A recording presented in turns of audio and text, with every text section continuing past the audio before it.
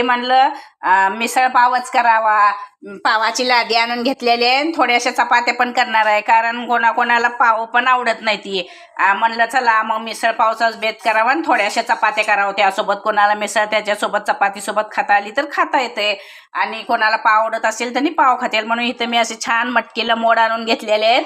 इथं वाटणामध्ये मी कांदा, खोबरं, लसूण, अद्रक हे छान असं थोडंसं तेल टाकून भाजून घेतलेलं आहे. आता मी बारीक करून याचं वाटण करून बघा. हे मिक्सरमध्ये छान असं टोमॅटो टाकून कोथिंबीर टाकून वाटण करून घेतलेलं आहे. हे मसाल्याचं वाटण आपलं छान कढईमध्ये परतून झालं ना, त्यामध्ये आपण मसाल्यामध्ये इथं लाल तिखट, काळं तिखट आणि मिसळ मसाला आणि हळद टाकून घेऊया.